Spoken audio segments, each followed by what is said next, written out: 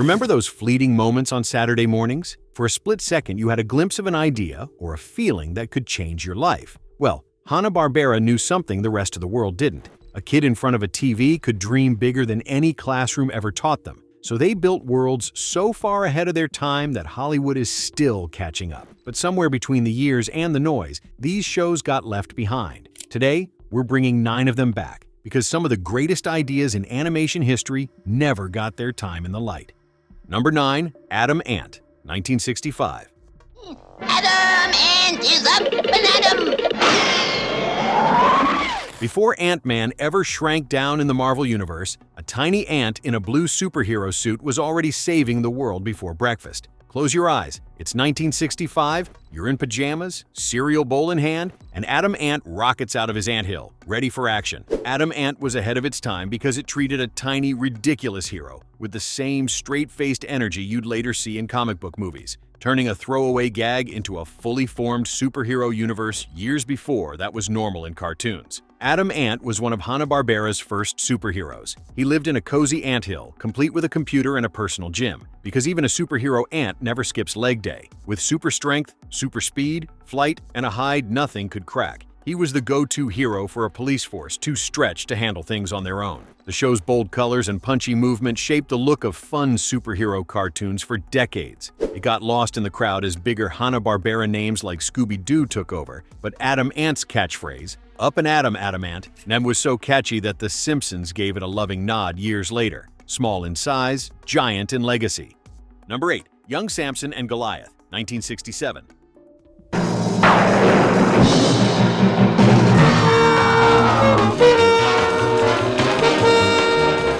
Long before Ben 10 or He-Man, a 14-year-old boy on a motorbike was transforming into a superhero.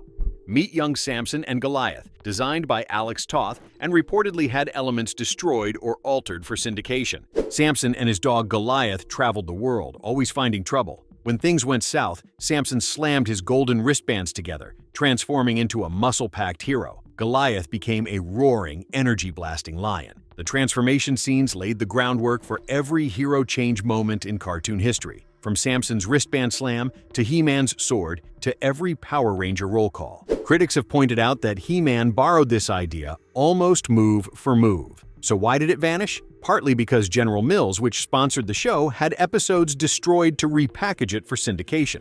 But a forgotten show isn't a failed show. Young Samson was simply ahead of the curve, and the curve eventually caught up.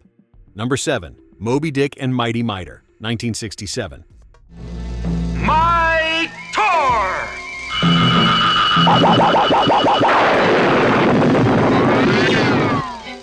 Before the word multiverse took over Marvel movies, Hanna-Barbera was already throwing 2 totally different worlds into one show. Mighty Mightor follows teenage caveman Thor, who raises a magical club to become a masked, muscle-packed hero, while his dinosaur sidekick breathes fire. Moby Dick flips it. 2 shipwrecked boys befriend the great white whale, who becomes their underwater guardian. Moby Dick and Mighty Mightor was ahead of its time because it quietly played with the idea of a shared universe and myth-based superheroes long before studios started talking about cinematic universes and god-powered heroes. Hanna-Barbera originally developed a Thor-style hero. When they couldn't use Marvel's character, they kept the cape, horned helmet, and magic weapon and created Mighty Mightor instead. Mighty Mightor was canceled at its peak over violence complaints, but he still showed up in Space Jam, a new legacy in 2021. Forgotten? Maybe? Finished? Not even close. Number 6, Shazzan, 1967. Range ring. When joined, the ring forms the word. If you think Aladdin was the first time animation took you on a magic carpet ride, think again. Shazzan beat Disney to that punch by 26 years. Shazzan was ahead of its time because it mixed portal fantasy, serialized quests, and a huge magical support cast in a way kids wouldn't see again until big-budget movies like Aladdin and modern isekai-style stories. 2 American teenagers, Chuck and Nancy, find a mysterious chest in a cave off the coast of Maine. Inside, 2 halves of an ancient ring. When they join them and shout, "Shazzan!" they're whisked into the world of Arabian Nights, where a 60-foot genie appears in the palm of his hand. He gives them a flying camel, an invisibility cloak, and a magic rope, but he can't send them home until they find the ring's rightful owner. The show leaned heavily on music and sound design, much of it originally created for Johnny Quest, giving it a cinematic weight no Saturday morning cartoon had pulled off before. Hanna-Barbera later revisited the concept of two people sharing a ring's power with the Wonder Twins in Super Friends, proof that this idea was too good to use just once. Shelved too soon, but its fingerprints are everywhere. Number 5. Super Friends, 1973. Okay, 2 pieces, Wonder Mouth. Before the Avengers assembled, before the Justice League hit the big screen, there was a Saturday morning in 1973 where you watched Superman, Batman, Wonder Woman, and Aquaman share a screen for the first time. Super Friends changed everything. Legendary artist Alex Toth, who had already created Space Ghost, designed the show and built the visual language of superhero team animation that every studio still borrows from today. What made it truly ahead of its time wasn't just the team-up concept. It was the fact that each episode tackled real-world problems like climate change, pollution, and drilling, wrapped inside superhero stories, years before Hollywood cared about environmental storytelling. The show ran for 9 seasons, influencing an entire generation of kids who became today's Hollywood producers, cartoon makers, and comic book artists. It wasn't canceled because it failed. The world just eventually moved on, but not before Super Friends had already built the blueprint. Number 4. Frankenstein Jr. and the Impossibles, 1966. Presenting Frankenstein Jr. at the Impossibles. Before Iron Man ever fired a repulsor blast, a boy in a mountaintop lab was building something bigger, bolder, and cooler. His name was Buzz Conroy. Tony Stark gets a movie franchise. Buzz gets forgotten. And that's one of the greatest injustices in cartoon history. Frankenstein Jr. and the Impossibles, made in 1966, follows young Buzz who builds and commands a massive flying robot using a special ring. While next door, a rock band called the Impossibles secretly fight crime between guitar solos. Veteran Hanna-Barbera artist Jerry Eisenberg said, "When I saw the Iron Giant, he reminded me of our Frankenstein Jr. a bit." This show was the bridge between Japanese mecha storytelling and Western animation, 2 decades before Pacific Rim made giant robots a blockbuster idea. The undercover superhero band? That's Power Rangers. That's every secret identity story you've ever loved. In 1966, this show was already asking questions that Silicon Valley is still trying to answer today. Can a child's mind build something that changes the world? Can technology be a hero? Buzz Conroy didn't just build a robot. He built the dream every young engineer, every aspiring inventor, every kid who ever took apart a toy just to see how it worked has carried ever since. The world called it a cartoon. History should call it a prophecy. Number 3. Space Ghost, 1966. Am I having a nightmare? Well said, Space Ghost. You are that evil demon called Dr. Nightmare. The same.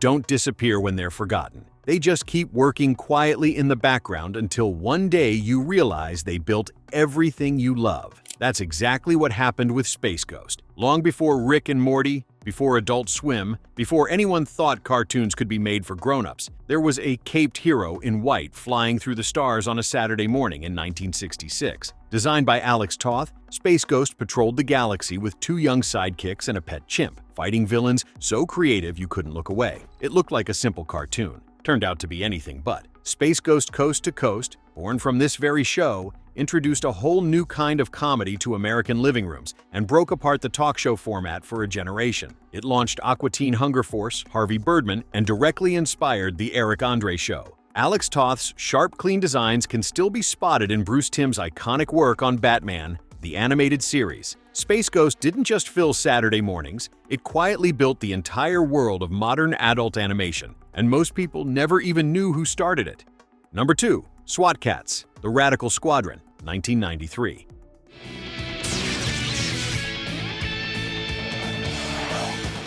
Okay, we've jumped across 3 decades, but we just had to include SWAT Kats. Some shows are forgotten by time, some are forgotten by audiences, but this one was forgotten on purpose, pushed aside by the very people who were supposed to protect it. 2 mechanics, T-Bone and Razor, lose their jobs, walk into a secret underground hangar, and build a supersonic jet from scratch. No rules, no government, no permission, just 2 guys with nothing left to lose and a city that desperately needed saving. In 1993, nothing on Saturday morning television looked or felt anything like SWAT Kats, The Radical Squadron. The action hit like a summer blockbuster. The villains were genuinely scary. The flying sequences made your stomach drop. It was Deadpool meets Top Gun. years before either of those meant what they mean today. And right when it had the whole world watching, executives canceled it. Not because it failed, but because it was too popular and too expensive. The fans never got over it. They're still asking for it back today. Some shows fade. SWAT Kats was pushed out the door, and that's a story worth remembering.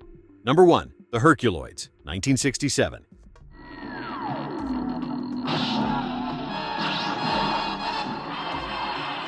Every show on this list was forgotten in some way, canceled too soon, buried under bigger names, pushed aside by people who didn't know what they had. But this one is different. The Herculoids wasn't just forgotten. It was the show that quietly changed science fiction animation forever, and almost nobody noticed. Every single episode opened with the same words, and if you heard them as a kid, they never left you. That was 1967. And nothing on television had ever sounded like that before. On the jungle planet Quasar, a family of 3, Xandor, his wife Tara, and their young son Dorno, lived without cities, without armies, and without technology. Just a family and 5 extraordinary creatures holding their world together against invading robots, mad scientists, and alien armies that never seemed to stop coming. You can draw a straight line from the Herculoids to Star Wars. Alex Toth, inspired by the creature work of Ray Harryhausen, went on to influence animators and comic book artists for decades. That's Avatar. That's Guardians of the Galaxy.